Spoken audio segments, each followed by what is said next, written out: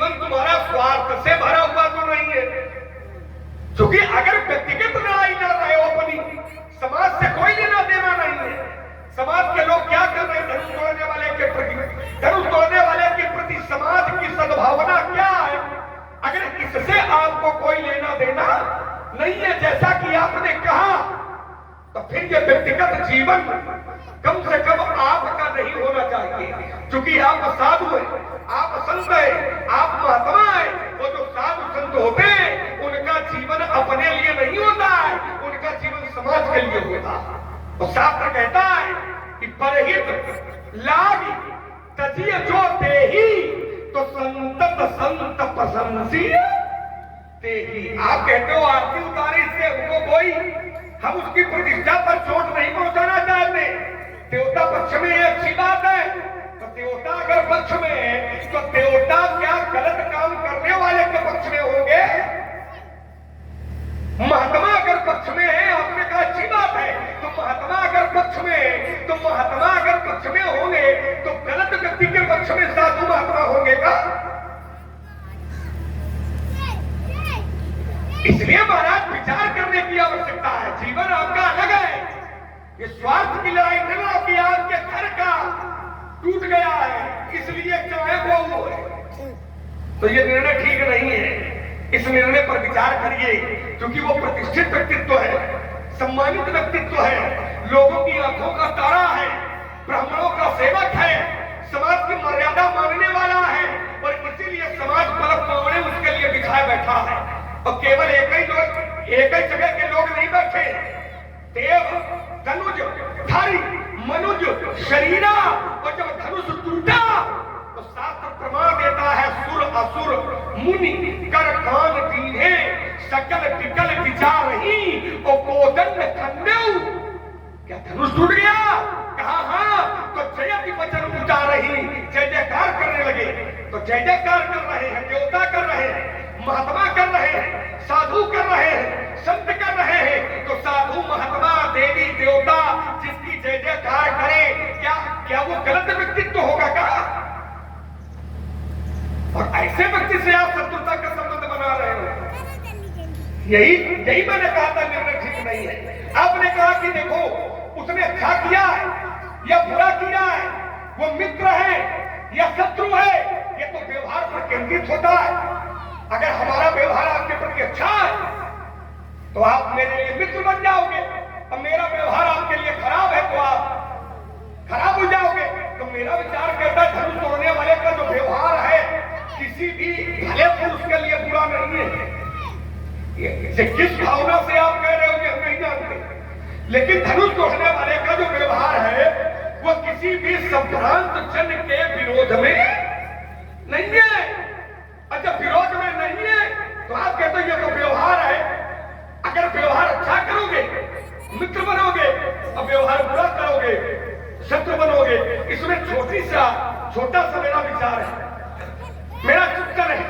आप कहते हैं मित्र और शत्रु ये व्यवहार से बनते हैं। देखो व्यवहार तो मूल है, बिना व्यवहार के संसार नहीं चल सकता है। धरती पर आए हो तो व्यवहार करना पड़ेगा, व्यवहार का अर्थ कर्म से है, कर्म करना पड़ेगा।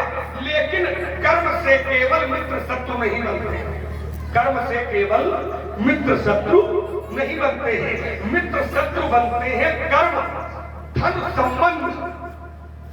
ध्यान देना, कर्म धन संबंध। अगर हमारा व्यवहार, चूंकि मित्र और शत्रु ये तीन प्रकार के होते हैं।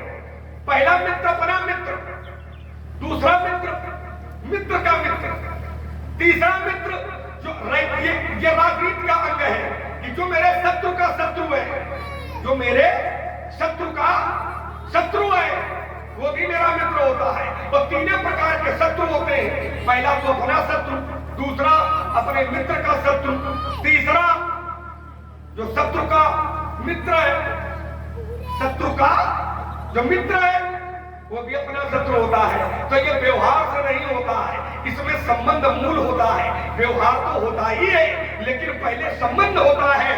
संबंध होगा तो व्यक्ति मित्र शत्रु बनेगा, और अगर संबंध नहीं है तो समाज को फिर कोई लेना देना नहीं है।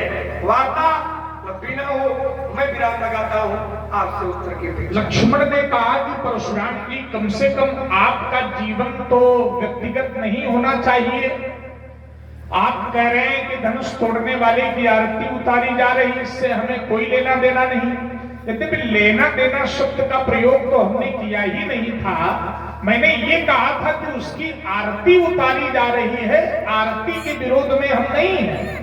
ये लेना देना ऐसे शब्दों का तो प्रयोग ही हम नहीं करते हैं, लेकिन चलो आपने अपनी ओर से जोड़ करके ये बात कही है, इसके लिए हम साधुवाद दे रहे हैं। हमारी जो बात थी वो ये थी कि हम उसकी आरती के विरोध में नहीं है, हम उसकी प्रतिष्ठा के विरोध में नहीं है, हम उसकी प्रशस्ति के विरोध में नहीं है, हम उसकी प्रशंसा के विरोध में नहीं है। हमारा जो विरोध है वो जे शिव धनु तोरा तो सहस बाहु समसोरिपु मोरा, ये मेरा अपना व्यक्तिगत निर्णय है। तो लक्ष्मण ने कहा कि परशुराम जी ये निर्णय तो स्वार्थ का है। आप लोग ध्यान दें, लक्ष्मण ने कहा कि परशुराम जी आपका ये निर्णय स्वार्थ का है, ये व्यक्तिगत जीवन आपका नहीं होना चाहिए। कम से कम आप तो व्यक्तिगत जीवन न जियो। देखिए हमारा जीवन व्यक्तिगत नहीं है, लेकिन हमारी श्रद्धा व्यक्तिगत है। हमने जीवन की बात ही नहीं की। धनुष हमारा जीवन थोड़ी है, धनुष के प्रति हमारा जीवन समर्पित नहीं है, धनुष के प्रति हमारी श्रद्धा है। और समाज में ऐसा कौन है जिसकी श्रद्धा व्यक्तिगत नहीं होती? आपने आरोप लगाया है कि परशुराम जी आपका जीवन व्यक्तिगत नहीं, आपका जीवन तो सामाजिक जीवन है। सर्वे भवन्तु सुखिनः सर्वे सन्तु निरामयाः सर्वे भद्राणि पश्यन्तु मा कश्चित् दुःखभाग् भवेत्। ये सामाजिक जीवन की बात है। सबके प्रति कामना करना कि सब शांत रहें, सब सुखी रहें, ये जीवन होना चाहिए। तो जीवन तो यही है। परशुराम का जीवन आप देखिए, अपने गुरुदेव से पूछिए, और अगर आपकी जानकारी में होगा ये कि परशुराम का जीवन कैसा है तो आप जानते होंगे। लेकिन जीवन व्यक्तिगत हो या ना हो ये अलग विषय है, लेकिन श्रद्धा सबकी व्यक्तिगत होती है। क्या लक्ष्मण की श्रद्धा सामाजिक है? लक्ष्मण भी तो कहता है गुरु पितु मातु न जानो। हम गुरु को जानते नहीं, हम पिता को जानते नहीं, माता को जानते नहीं। अगर जानते हैं तो केवल एक को जानते हैं, और वो एक कौन है? माता रामो मत पिता रामचंद्र, स्वामी रामो मत सखा रामचंद्र, सर्वस्व में रामचंद्रो दयालु, नान्यम जाने न अन्यम जाने। तो श्रद्धा का कैसी हुई? व्यक्तिगत हो गई। न अन्यम जाने, नहीं भी जाने न जाने, दूसरे को जानते नहीं। तो ये जीवन की बात नहीं है, ये श्रद्धा की बात है। और कोई भी ऐसा नहीं जिसकी श्रद्धा व्यक्तिगत ना हो। क्यों? क्योंकि श्रद्धा व्यक्तिगत विषय ही है। श्रद्धा हमारे हृदय परिक्षेत्र का विषय है, श्रद्धा हमारी भावना का विषय है, श्रद्धा हमारे मन का विषय है। तो इस धनुष के प्रति हमारी जो श्रद्धा है वो मेरी व्यक्तिगत है, और उसी श्रद्धा के कारण मैं कह रहा हूं कि सुनहु राम जी शिव धनु तोरा तो सहस बाहु समसोरिपु मोरा। परशुराम के जीवन की बात अगर करोगे तो परशुराम का जीवन केवल धनुष पर ही आधारित नहीं था। धनुष थोड़ी है, परशुराम के जीवन में बहुत कार्य हैं। परशुराम ने केवल सहस्त्राबाहु को नहीं मारा, परशुराम ने केवल क्षत्रियों का संहार ही नहीं किया है। बड़ी आयु है, 19वें त्रेता में हम इस धरती पर आए थे और अब 24वां त्रेता चल रहा है। कई चतुर्युगी बीत गई। तो इतने समय में जो हमारा जीवन रहा है वो व्यक्तिगत ही नहीं रहा, सामाजिक भी रहा है। और व्यक्तिगत जीवन की अगर बात करें तो व्यक्ति हर समय एक जैसा जीवन नहीं जी सकता है। सभी लोग बैठे, थोड़े लोग हैं, थोड़ी देर हो लेकिन अच्छा हो, इसलिए ध्यान दें। क्योंकि हम अनुपयुक्त बात करते नहीं, उचित और उपयुक्त बात करेंगे। थोड़े समय में थोड़ी बात, अच्छी बात। ध्यान दें, व्यक्ति एक जैसा जीवन हर समय नहीं जी सकता है। आपको व्यक्तिगत जीवन भी जीना पड़ेगा और आपको सामाजिक जीवन भी जीना पड़ेगा। आप अपने परिवार के लिए जब जीवन जिएंगे तो ये आपका व्यक्तिगत जीवन होगा। जब आप अपने भाई के लिए कोई काम करेंगे, जब आप अपनी मां के लिए कोई काम करेंगे, जब अपने पिता के लिए कोई काम करेंगे, जब अपने शरीर के लिए अपने लिए कोई काम करेंगे, तो ये आपका व्यक्तिगत जीवन है और ये जीवन हर व्यक्ति के जीवन में होता है। ऐसा नहीं है कि व्यक्तिगत जीवन जीना अनुचित है, लेकिन हाँ, सामाजिक जीवन भी जीना चाहिए, ये एक नियम है। दोनों प्रकार का जीवन है। हर व्यक्ति दो प्रकार के जीवन जीता है, एक सामाजिक जीवन और एक व्यक्तिगत जीवन। जब सामाजिक जीवन जीता है, क्यों? क्योंकि ये जो मनुष्य है ये समाज का ही एक अंग है। तो जो मनुष्य है ये दोनों प्रकार के जीवन, सामाजिक जीवन जब जीता है तो समाज के उपकार के लिए कार्य करता है, और जब व्यक्तिगत श्रद्धा को समर्पित करता है तो व्यक्तिगत रूप से श्रद्धा को समर्पित करने के लिए वो व्यक्तिगत निर्णय भी लेता है। तो यहाँ व्यक्तिगत जीवन की बात नहीं है, यहाँ व्यक्तिगत श्रद्धा की बात है, और व्यक्तिगत श्रद्धा को समर्पित करने के लिए मेरा निर्णय है। सुनो राम जी शिव धन तोरा, तो सहस बाबू समसूरी मोरा, सो बिन गाऊ बिहाई समाजा, और न तुम्हारे दिल है सब राजा। आप सुन रहे हैं भार्गव परशुराम जी के रूप में हमारे राम जी त्रिपाठी, राम जी शुक्ला बिल्हौर, और लक्ष्मण जी के रूप में रवि कांत त्रिपाठी ग्राम बनी। बहुत ही सुंदर अभिनय दोनों अभिनेताओं का आप सुन रहे हैं। इससे प्रभावित हुए हमारे पारसनाथ जी बेंकी निवासी, जो हमारे बहुत ही अच्छे मंडलाधीश है, आपकी तरफ से 51 मुद्राएं भार्गव परशुराम जी के श्री चरणों में और 51 मुद्राएं श्री लक्ष्मण जी के पदारविंदों में। बहुत बहुत धन्यवाद, बहुत बहुत। आइए आपका अगला जो बिंदु है उसको भी, उस पर भी विचार मैं करता हूं। लक्ष्मण ने कहा कि परशुराम जी कहते हैं कि इस धनुष के प्रति हमारी ममता है। चलो श्रद्धा की बात थी, लेकिन श्रद्धा और ममता एक दूसरे की पूरक है। ममता में जब भक्ति जुड़ जाए तो वो श्रद्धा बन जाती है, समर्पण जुड़ जाए तो श्रद्धा बन जाती है। लक्ष्मण ने कहा कि साधन, साध्य और साधक, साधक साधन के माध्यम से साध्य की प्राप्ति करता है। साधक करने वाला, साधन जिसके माध्यम से किया जा रहा है, और साध्य जिसको प्राप्त करना है।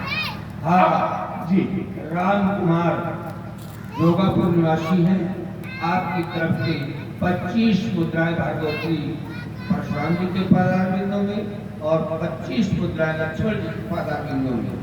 बहुत बहुत धन्यवाद, बहुत बहुत। 3 शब्द लक्ष्मण ने दिए, हमें बड़ा अच्छा लगा। साधक, साधन और साध्य। तो साधक करने वाला, साधन जिसके माध्यम से किया जा रहा है, और साधन साध्य जिसे प्राप्त करना है। 3 कोटियां ये बताई लक्ष्मण ने, 3 प्रकार बतलाए। साधना के ये 3 प्रधान अंग हैं, साधक, साधन और साध्य। तो लक्ष्मण ने कहा कि साधन के प्रति ममता नहीं होनी चाहिए। ये लक्ष्मण का एक वाक्य आया कि साधन के प्रति ममता नहीं होनी चाहिए। जैसे ये शरीर है, शरीर, ये शरीर क्या है? साधन है। शरीर क्या है? साधन है। लक्ष्मण ने कहा साधन के प्रति ममता न हो। अच्छा, किसी भी स्थिति में न हो, या कोई स्थिति ऐसी है जिसमें हो तो उचित है। दोनों बातें हैं। ऐसा नहीं है कि किसी भी स्थिति में शरीर से ममता न हो ना। एक भक्त ऐसा है जो शरीर से ही ममता करता है, और वो कहता है ए हिंदन, मैं लक्ष्मण की बात पर अपनी बात रख रहा हूं। ये कहते हैं कि शरीर से ममता नहीं होनी चाहिए। तो पहला तर्क ये है कि हर स्थिति में नहीं होनी चाहिए। क्या ये सिद्धांत है? तो एक भक्त कहता है कि हमें शरीर से बड़ी ममता है, और वो कहता है ए हिंदन राम भगति मैं पाई तो तापे मोहि ममता अधिकाई। यही तन, तन माने शरीर, और शरीर क्या है? साधन है। और साध्य क्या? तो कहा भक्ति, भक्ति बन गई साध्य। और साधक कौन है? मैं कौन? काक जी महाराज, काक भूषण जी महाराज। तो साधक को साधन के माध्यम से भगवान की भक्ति प्राप्त हुई है तो उसे साधन से बड़ी ममता है। और साधन क्या है? साधन है शरीर, यही तन। तो ये नियम भी आपका सार्वभौमिक नहीं है। किन्हीं किन्हीं स्थानों पर यह नियम लग सकता है, किसी किसी स्थान पर आपका यह नियम लग सकता है कि शरीर से ममता न हो, साधन से ममता न हो, लेकिन प्रत्येक स्थान पर आपका यह नियम लगने वाला नहीं है। अगर प्रत्येक स्थान पर लगेगा तो जो साधन मोक्ष का द्वार है, साधन धाम मोक्ष कर द्वारा, अगर उसके प्रति आपका अपना अपनत्व है और साध्य भक्ति है तो फिर शरीर के प्रति की जाने वाली ममता भी बुरी नहीं है। इस शरीर के प्रति हमारा जो अपनत्व है, देखिए हमें इसलिए मिला है कि धन कमावे, और अगर ममता शरीर से है तो अच्छी बात नहीं है ना। संसार के प्रति आपका शारीरिक उपयोग और शरीर के प्रति अपनत्व या ममता हो सकता है तब ये बात अच्छी न हो, लेकिन अगर साधन से साध्य की प्राप्ति हो रही है, भक्ति की प्राप्ति हो रही है, विद्या की प्राप्ति हो रही है, और अगर तब इस साधन पर ममता है तो उस ममता में कोई दोष नहीं होता। जैसे ये भक्त कहता है, यही तन राम भगत में पाई तो ताते मोहि ममता अधिकाई। एक बिंदु, अंतिम बिंदु और शेष रहा। लक्ष्मण ने कहा कि परशुराम जी महाराज, आप धनुष तोड़ने वाले का विरोध कर रहे हैं। धनुष तोड़ने वाले का विरोध आपके द्वारा किया जा रहा है। धनुष तोड़ने वाले का विरोध आप कर रहे हैं, उसे शत्रु मान रहे हैं। वो शत्रुता का पात्र नहीं है। क्यों? क्योंकि समस्त देवगण, समस्त मुनिगण, समस्त महात्मागण, समस्त सिद्धगण, चारण इत्यादि जो भी संसार के लोग हैं वो धनुष तोड़ने वाले की प्रशस्ति कर रहे हैं, प्रशंसा कर रहे हैं और उसकी आरती कर रहे हैं, उसकी जय जयकार कर रहे हैं, उसके विरोध में नहीं है। तो मैंने कहा कि ये व्यवहारिक बात है। व्यवहार के आधार पर शत्रुता और मित्रता होती है। अगर व्यवहार अच्छा है तो हम मित्र बन जाएंगे, अगर व्यवहार अनुचित है तो हम शत्रु बन जाएंगे। लक्ष्मण ने कहा कि परशुराम जी व्यवहार तो कर्म है ही, कर्म तो है ही, लेकिन कर्म धन संबंध, कर्म में संबंध जब जुड़ता है तब शत्रुता और मित्रता होती है। अगर कर्म में संबंध न जुड़े तो शत्रुता और मित्रता नहीं होगी। कर्म धन संबंध बराबर शत्रुता या मित्रता, ये लक्ष्मण ने बताया।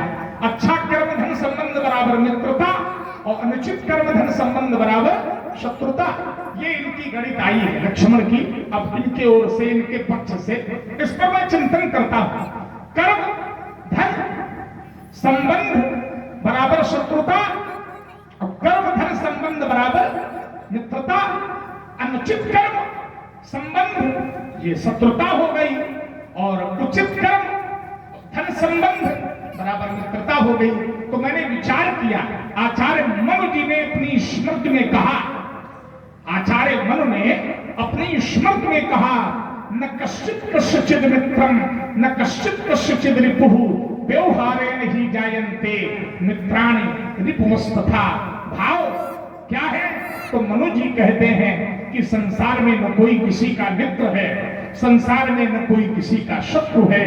व्यवहारेण ही जायन्ते, व्यवहार से ही जन्म लेते हैं मित्राणि रिपुमस्तथा। वो चाहे मित्र हो और चाहे शत्रु हो, है ना, मित्र हो चाहे शत्रु हो। भगवान शिव ने काम को जलाया, भगवान शिव ने काम को भस्म किया। भगवान शिव काम के शत्रु हैं। बैठे सोह काम रिपु कैसे, धरे शरीर सांतरस जैसे। इस शत्रुता में किसी भी प्रकार का कोई संबंध मूल में नहीं था, बल्कि काम ने भगवान शिव के प्रति अनुचित व्यवहार किया तो भगवान शिव ने अपनी नेत्राग्नि से काम को जला करके भस्म कर दिया।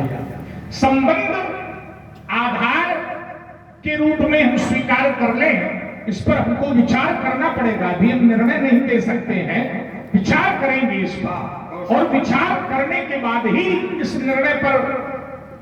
निर्णय के प्रति हमारी स्वीकारोक्ति या अस्वीकारोक्ति होगी। लेकिन अभी हम ये बात तुम्हारी स्वीकार नहीं कर सकते हैं, उसको विचार में रखेंगे कि वास्तविकता क्या है। तो वास्तविकता क्या है, इसका निर्णय जब आएगा तो उस निर्णय पर समाज का भी कोई जो है विचारक विश्लेषक है ना, तो उस पर विचार किया जाएगा, चिंतन करेंगे। लेकिन अभी मनु जी की बात को आधार मान करके हम ये कह रहे हैं कि व्यवहारे नहीं जायन्ते मित्राणि लिपुवस्वथा। मैं यही अल्प विराम लेता और मैं यहीं से प्रारंभ हो रहा हूँ। कम से कम पहली सफलता की सीढ़ी हमको मिली। महाराज जी ने यह कहा कि तुम्हारी बात पर हम विचार करेंगे, तो ये सफलता की पहली सीढ़ी है। कम से कम इनके हृदय पटल पर यह बात जगी तो कि लक्ष्मण की बात पर हम विचार करेंगे। और यही मेरा भाव है कि विचार जरूर कर ले, है ना, चिंतन जरूर कर लो। और ये आपने कहा कि हम करेंगे। जब कोई समाज का विश्लेषक, कोई विचारक, है ना, तुम्हारे अनुसार हम उसको स्वीकार नहीं करेंगे, लेकिन फिर भी हम विचार करेंगे। तो इसके लिए मैं आपको साधुवाद देता हूँ, प्रणाम करता हूँ कि कम से कम हमारी याचिका को न्यायाधीश ने स्वीकार तो किया कि याचिका सुनने योग्य है, याचिका पर विचार किया जा सकता है। जो हमने कहा है उस निर्णय पर हमको पुनर्विचार करने की आवश्यकता पड़ेगी तो हम करेंगे। इसके लिए मैं आपको साधुवाद देता हूँ। आइए, जहां से महाराज जी ने विराम लगाया है, मैं अपने तर्क की तृतीय श्रृंखला का शुभारंभ करते हैं। हमने कहा था मित्र और शत्रु। महाराज जी ने महाराजा मनु का एक श्लोक पढ़ा कि न कश्चित मित्र, न कोई किसी का मित्र है और न ही कोई किसी का शत्रु है। व्यवहार नहीं जानते, व्यवहार से पैदा होते हैं। अब ध्यान देना थोड़ा, व्यवहार से पैदा होते हैं। तो हमने कहा था व्यवहार तो संसार व्यवहार का ही बना हुआ है। संसार में जो भी आया है उसको व्यवहार करना पड़ेगा। लेकिन मित्र और शत्रु व्यवहार से तो बनते हैं, लेकिन इनके मूल में संबंध होता है। इसके मूल में संबंध होता है। तो महाराज जी ने शंकर जी का एक उदाहरण दिया कि कामदेव ने शंकर जी को का अपराध किया था, शंकर जी की समाधि भंग की। तो वहां पर कोई संबंध थोड़े था, हमारा संबंध था, क्योंकि शंकर जी का संबंध जुड़ा हुआ था। और जहां शंकर जी का संबंध जुड़ा था, कामदेव ने वहीं पर प्रहार किया था। शंकर जी कैसे थे? समाधिस्थ थे। और शंकर जी का जुड़ाव कहां से था? भगवान से था। और शंकर जी के इस संबंध को कामदेव ने काटने का प्रयास किया तो शास्त्र को कहना पड़ गया कि छाड़े विषम विशिख पुर जागे मार दे, माथे मार दे, उर में कहा है हमारा, उर में कहा है हमारा। क्योंकि प्रत्येक व्यक्ति के इष्ट का स्थान व्यक्ति के हृदय में होता है, वैसे ही शंकर जी के आराध्य का स्थान शंकर जी के हृदय पर था। और जब कामदेव ने वहीं पर बाण मारा तो तब शिव तीसर नयन उभारा और चितवत काम भयहु जन हारा। क्योंकि चोट वहां हुई है जहां पर शंकर जी का और शंकर जी के भगवान का संबंध जुड़ा हुआ है। उसने संबंध तोड़ दिया, क्योंकि शंकर जी समाधिस्थ थे, इष्ट का आराधन कर रहे थे। और इष्ट के आराधन में कामदेव ने व्यवधान पैदा किया। और जब कामदेव ने व्यवधान पैदा किया तो तब शिव तीसर नयन उभारा और चितवत काम भयहु जरी। इसे विचार करने की आवश्यकता है। हमने कहा था कर्म तो है, लेकिन कर्म में संबंध अगर जुड़ा है तो मित्र शत्रु बनता है। जैसे एक उदाहरण मैं आपका दे रहा हूं। आप मिथिला में आए हो, अक्रोध कर रहे हो, तो कर्म क्या है? कर्म यह है कि धनुष उसने तोड़ दिया, लेकिन धनुष किसका है, इसलिए क्रोध कर रहे हैं। कर्म तो उसने किया है, धनुष का खंडन किया है, लेकिन धनुष का तो खंडन किया है, और तुम्हारे क्रोध करने का क्या उचित है? धनुष टूटा तो तुम्हारे क्रोध करने का क्या उचित है? तो इसके मूल में संबंध है। क्या उचित है? क्योंकि उसने शंकर जी का तोड़ा है, शंकर जी का। और शंकर जी कौन है आपके? इसलिए क्रोध है आपका। इसलिए मैंने कहा था संबंध धन कर्म बराबर मित्र और शत्रु। अगर संबंध धन कर्म अच्छा है मित्र है, और संबंध धर्म अनुचित कर्म तो वो शत्रु है। अब जैसे आपका शंकर जी से संबंध है और शंकर जी ने शंकर जी का धनुष तोड़ दिया है, तो वो आपका शत्रु बन गया है। संबंध भी है और कर्म भी है, तो आपका शत्रु बन गया है। अब जैसे हम ही है, अब विश्वामित्र जी है और ताड़का है, तो विश्वामित्र जी के हमारे संबंध है और ताड़का विश्वामित्र जी को परेशान करती है। इसलिए एक ही बाण प्राण हरि लीना और तीन जान ही निज पद दीना। तो संबंध मूल है। कर्म तो संसार है, कर्म करना ही पड़ेगा। अगर धरती पर पैदा हुए हो, धरती पर आए हो, तो कर्म तो मूल है ही, लेकिन कर्म व्यवहारिक संबंधी मित्र और शत्रु का रूप तभी लेगा जब उसमें मेरा कोई संबंध जुड़ा, अन्यथा हमको उस कर्म का कोई आश्रय नहीं मिलता है। दूसरा तर्क है, हमने कहा साधन और साधक और साध्य, तो कभी भी साधन पर ममता नहीं की जाती है। साधन पर, जैसे ये शरीर है, तो महाराज जी ने कहा घुसुंड जी का एक उदाहरण दिया। हम इसको दो उदाहरण दे रहे हैं, एक लोकमत का, एक वेद मत का। अब जैसे ये शरीर है और ये शरीर कहीं जाना चाहता है, जिस साधन से गया है, तो उस साधन के प्रति क्या शरीर को ममता होती है? ध्यान देना, जिस साधन से हम अपने मंजिल तक, अपने गंतव्य तक पहुंचे हैं, गंतव्य तक पहुंचे तो साधन हम छोड़ देते हैं। और जब साधन छोड़ देते हैं कि पकड़े रखते हैं, सोचिए, थोड़ा चिंतन करिए। जिस साधन से हम जहां गए तो साधन को चपकाए रहते हैं कि साधन छोड़ देते हैं? साधन छूट जाता है क्योंकि साधन पर ममता नहीं होती है। आपने कहा देखो ये मनुष्य का शरीर साधन है, और काकभूषुंड जी तो अपने शरीर पर ममता करते हैं, और इस शरीर के माध्यम से भगवान की भक्ति को प्राप्त किया।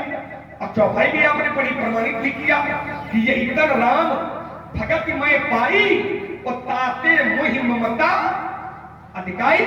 मैंने भगवान की भक्ति को प्राप्त किया है, तब से मुझे ममता अत्यधिक हो गई है। काय पर हो गई है? शरीर पर हो गई है। शरीर तो देखो, काकभूषुंड जी का शरीर वो अन्य लोगों के शरीर में अंतर है। काकभूषुंड जी के शरीर में वो अन्य लोगों के शरीर में अंतर है। क्या अंतर है? कि काकभूषुंड जी के शरीर का विनाश होने वाला नहीं है, लेकिन हम लोगों के शरीर का विनाश होने वाला है। समझिए, काकभूषुंड जी के लिए वरदान है। काकभूषुंड जी को वरदान मिला है कि महाप्रलय नाश तब नाही, महाप्रलय होने पर भी तुम्हारे शरीर का नाश होने वाला नहीं है। तो काकभूषुंड जी के शरीर का नाश होने वाला नहीं है, तो क्या हम लोगों के शरीर का भी नाश होने वाला नहीं है? हम लोगों के शरीर का क्या नाश होने वाला नहीं है? होगा। तभी तो भगवान कहते हैं कि जननी जनक बंधु सुख दारा तन धन भवन सुहृद परिवारा, क्योंकि इन सबका विनाश होता है। जननी का भी, माँ का भी, भाई का भी, बंधु का भी, घर का भी, धन का भी, शरीर का भी, सबका विनाश होता है।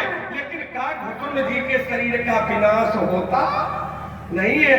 तो जिसके शरीर का विनाश न होए उनको ममता ठीक है, लेकिन जहां विनाश होए उन वहां ममता ठीक नहीं है। अब जैसे काकभूषुंड जी के शरीर का विनाश होने वाला नहीं है तो ममता करने के अधिकारी है। जैसे भगवान है तो भगवान का विनाश होने वाला नहीं है, तो भगवान के प्रति ममता करो। लेकिन यह जो धनुष टूटा है, यह दोनों भगवान थोड़ी आए, ये जो धनुष टूटा है ये भगवान थोड़ी है, ये तो शंकर जी का है, ये शंकर जी नहीं है। समझे थोड़ा, जो धनुष टूटा है ये शंकर जी का है, लेकिन ये शंकर जी नहीं है। और शंकर जी का है, अगर इस भावना से जुड़ रहे हो, अभी सभी लोग तो शंकर जी के हैं, कौन ऐसा है जो शंकर जी का नहीं है? शंकर जी के तो सभी है। शंकर जगत बंदे जगदीशा और सुर नर मुनि सब नावत सीसा। शंकर जी तो सबके हैं। आपने कहा भक्ति मिले तो ममता करे, और मेरा एक छोटा सा उत्तर है और अपनी वाणी पर विराम लगाऊंगा कि भक्ति भगवान की बहुत लोगों ने शरीर के द्वारा प्राप्त की है, लेकिन उन लोगों को अपने शरीर पर ममता नहीं हुई है। बहुत भक्तों ने भगवान की भक्ति को प्राप्त किया है। उदाहरण, आपने मनुस्मृति का एक श्लोक पढ़ा था तो मेरा ध्यान वहीं पहुंच गया, महाराजा मन की ओर। महाराजा मन ने भी इस शरीर के माध्यम से भगवान की भक्ति को प्राप्त किया। कब? जब राज सिंहासन पर बैठे थे, चौथी अवस्था आ गई तो हृदय बहुत दुख लाग, हृदय में बड़ी पीड़ा हुई कि जीवन गयऊ हरि भगति बिन, मेरा जीवन पूरा भगवान की भक्ति के बिना चला गया। तो महाराजा मनु ने अपने बेटे उत्तानपाद को बुलाया और अपने बेटे को राज सिंहासन पर बैठाया और बेटे को राजा बनाया। नब उत्तानपाद को राज्य दे दिया। और क्या किया? तो शास्त्र कहता है कि राज्य का त्याग किया और महाराजा मन ने भी सारण्य के पावन पवित्र तीर्थ स्थल पर पहुंच गए। और किया क्या? तो शास्त्र कहता है कि करई आहार साक फल कंदा और सुमिरी है ब्रह्म सच्चिदा नंदा।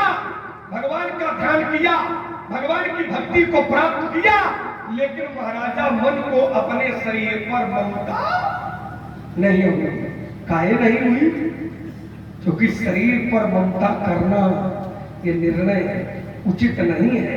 सार सार को कह लिए थोथा दे उड़ाए, इस उद्देश्य को ध्यान में रखते हुए विराम लगाता हूं। आपको उत्तर की प्रतीक्षा करता हूं। लक्ष्मण ने 50% बात हमारी स्वीकार की, इसलिए स्वीकार की और इस भाव में स्वीकार की। मैंने कहा कि क्या सार्वभौमिक सिद्धांत ये है कि शरीर के प्रति ममता न की जाए? तो लक्ष्मण ने इसमें सुधार करते हुए इस बात कहा कि जिनका शरीर समाप्त हो जाएगा, जिनका शरीर विनाशी है, उन शरीर वालों को अपने शरीर के प्रति ममता नहीं करनी चाहिए, लेकिन जिनका शरीर विनाशी नहीं है वो ममता कर सकते हैं। इस बार इन्होंने परिवर्तन किया अपनी शैली में, और पहले ये कह रहे थे कि साधक को कभी साधन के प्रति ममता नहीं होती। पहले जो इन्होंने वाक्य दिया था वो ये दिया था कि साधक को साधन के प्रति कभी ममता नहीं होती, नहीं करनी चाहिए। तो हमने कहा एक साधक है जो साधन के प्रति ममता कर रहा है, तो मैंने प्रमाण दिया, यही तन राम भगति में पाई और ताते वही ममता अधिकाई। इस शरीर के प्रति हमने, इस शरीर के माध्यम से मैंने भक्ति प्राप्त की है भगवान की, इसलिए हमको ममता है। तो लक्ष्मण ने कहा कि उनको मरना थोड़ी है, उनका विनाश कभी नहीं होना है, इसलिए उनको अपने साधन से, शरीर से ममता है। तो नियम क्या बनेगा? नियम तो यही बना कि जिस माध्यम से भक्ति मिले, विद्या मिले, उस माध्यम पर अगर ममता हो जाए तो अच्छी बात। अब आइए जरा इस पर भी चिंतन करें। इन्होंने कहा कि जो शरीर विनाशक है उसके प्रति ममता नहीं होनी चाहिए, उसके प्रति भी अगर आपका प्रेम है, अक्षुण प्रेम है, अक्षुण ममता है ना, तो भी अच्छा है। सत्यवान के प्राण निकल गए, सत्यवान के प्राण निकल गए, और सावित्री जो है पीछे पीछे चलने लगी यमराज के, उसका अक्षुण प्रेम था सावित्री का। है ना, अक्षुण प्रेम, अक्षुण अपनत्व, अक्षुण ममता, अविनाशक प्रेम, और ऐसा प्रेम प्रभावी हो गया कि सावित्री ने यमराज से भी सत्यवान के प्राण वापस मांग लिए। तो अगर प्रेम आपका सात्विक है, अगर ममता आपकी सात्विक है, तो उस ममता में कोई दोष नहीं होता। देखिए भाई, बहुत विद्वान और बहुत अच्छे पात्रों को बुलाना और उनका सम्मान भी करना है हमें, तो लगना चाहिए कि इनकी बात आप तक पहुंच रही है। ना तो आप तालियां बजा रहे हैं, ना कुछ ये है कि पुरस्कृत भी कर रहे हैं, तो कम से कम लगना तो चाहिए कि 1 घंटे से संवाद चल रहा है और आप सब लोग बड़ा शांति से देख रहे हैं। बड़े थोड़े लोग हैं यहाँ, थोड़े हैं लेकिन सब मशहूर हैं, सब नंबरदार हैं। अच्छी बात है, थोड़े हैं लेकिन नंबरदार। गुनी है और कुछ जा भी रहे हैं, जितने लोग बचे हैं उनमें कुछ लोग जा भी रहे हैं। और इसी क्रम में हमारे आदरणीय मनोज नंबरदार जी, जो इस लीला देख रहे हैं, 2 दिवसीय लीला, इनमें 3 भाइयों का परिवार है, 3 भाइयों के देख रेख में ये व्यवस्था है और प्रतिवर्ष तीनों भाइयों का एक टर्न है, नियम है कि इस वर्ष इनका नंबर, इस वर्ष उनका, और सब पूरी व्यवस्था भगवान की करते हैं सभी लोग। तो हमारे मनोज नंबरदार का ये आज का जो लीला देख रहे हैं, ये 2 दिवसीय लीला हमारे मनोज भैया के द्वारा ही समस्त पात्रों की सुंदर व्यवस्था और सुंदर सब सारी व्यवस्थाएं जो आप देख रहे हैं भगवान की 2 दिन में, सभी उन्हीं के द्वारा की गई है। और मित्तो भैया, अमित जी और मोहन जी, ये सभी लोगों के द्वारा बड़ा सहयोग प्राप्त है। हमें निर्देशन कि भाई क्या करना है, कैसे पात्रों की व्यवस्था करनी है, तो हमारे आदरणीय आप देख रहे हैं नंबरदार मनोज भैया के द्वारा भाई हमारे भार्गव जी और लखनलाल जी के श्री चरणों पर 1 से 1 मुद्राएं, 50 मुद्राएं आप लखनलाल जी के चरणों में और 50 मुद्रा भार्गव जी के चरणों में। हाँ, यथा नाम है तथा गुणे, लगना चाहिए कि हमारे नंबरदार है।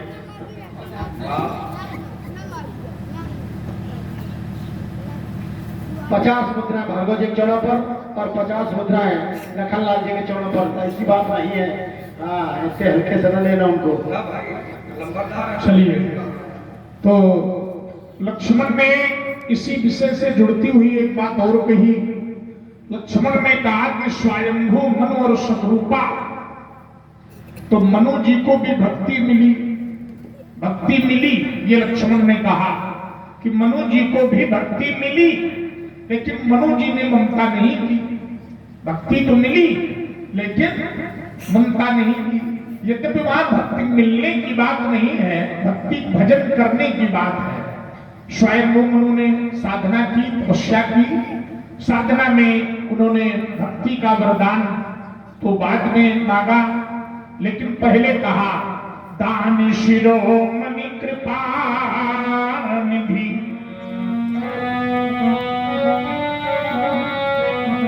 दान शिरोमणि कृपा निधि, नाथ कहो सतिभा, चाहो तुम ही समान सुख प्रभु सन कवन दुराव।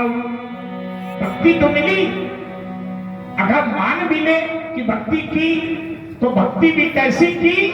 परमात्मा को पुत्र के रूप में स्वीकार करने के लिए भक्ति की। भगवान को पुत्र के रूप में स्वीकार किया, परमात्मा को पुत्र के रूप में स्वीकार किया, और फिर बाद में कहा सुत विषय तब पद रति हो मोहि पर मूढ़ कहे किन सुत विषय तब पद रति, सुत विषय तब पद रति हमारे हृदय में हो, मोहि पर मूढ़। भले ही हमें संसार के लोग मूर्ख कहे, मूढ़ कहे, लेकिन फिर भी सुत विषय रति हम मांग रहे हैं, अपना तो मांग रहे हैं, है ना।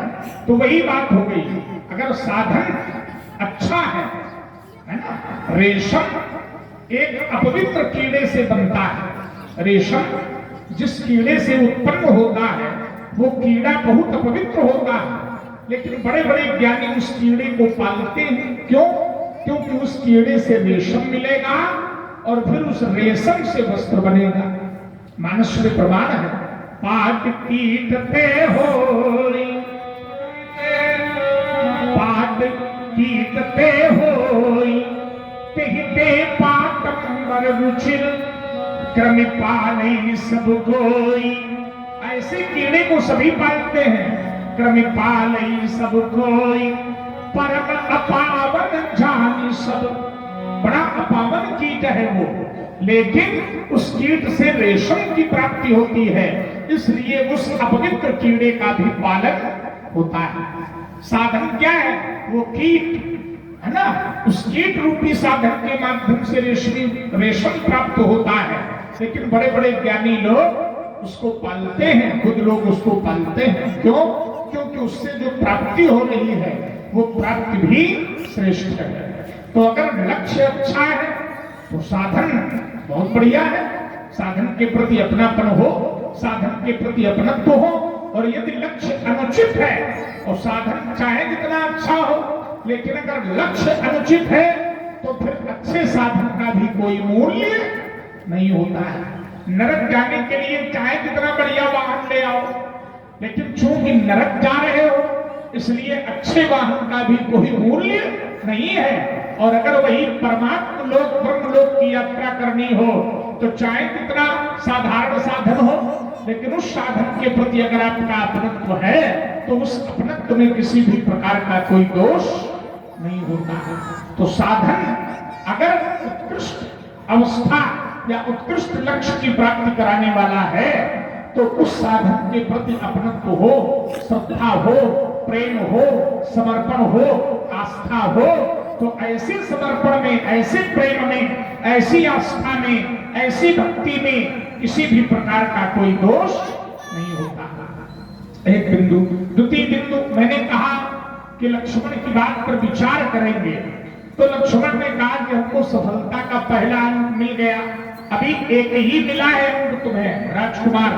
अब उत्तीर्ण होने के लिए 33 अंकों की आवश्यकता पड़ती है ना। एक अंक में व्यक्ति उत्तीर्ण नहीं होता, उत्तीर्ण होने के लिए एक से अधिक अंक चाहिए, है ना। तो अभी सफलता कहाँ मिल गई? सफलता तो मिलेगी जब 33 अंक मिलेंगे। अभी सफलता का पहला अंक तुमको लग रहा है कि मिल गया। अब मैं विचार कर रहा हूं, लक्ष्मण ने कहा कि परशुराम जी कर्म से केवल शत्रु और मित्र नहीं बनते, शत्रु और मित्र तो संबंध के आधार पर बनते हैं, संबंध भी कर्म से बनते हैं। देखिए जरा, संबंध भी, तुमने कहा कि कर्म और संबंध के आधार पर मित्रता शत्रुता होती है, और मैं कहता हूं कि कर्म से ही संबंधों का निर्माण होता है। और देखिए हमारे आदरणीय संतोष भैया नंबरदार, संतोष तिवारी नंबरदार, जो हमारे आप देख रहे हैं मनोज भैया के बड़े भाई हैं, उनके द्वारा भी 50-50 मुद्राएं आप भार्गव जी के चुनाव में और लखनलाल जी के चुनाव में प्रदान हुए हैं। भाई बहुत बहुत धन्यवाद। भगवान से प्रार्थना है कि आप सब लोग इसी तरह हंसते खेलते रहें। बहुत बहुत धन्यवाद। आइए, तो मैंने इस विषय में एक उदाहरण दिया भगवान शिव का। हमने कहा कि भगवान शंकर काम के शत्रु हैं, और काम में जब प्रहार किया भगवान शिव पर तो भगवान शिव ने काम को जला करके भस्म कर दिया। तो लक्ष्मण ने कहा कि नहीं, वहां पर भी संबंध के आधार पर शत्रुता है। संबंध क्या है? भगवान शंकर समाधिस्थ थे, और समाधिस्थ होने के समय कामदेव ने 5 बाण भगवान शंकर के हृदय में मार दिए, तो संबंध टूट गया। ध्यान देना, संबंध टूट गया। संबंध था किससे? इष्ट से। भगवान शंकर ध्यान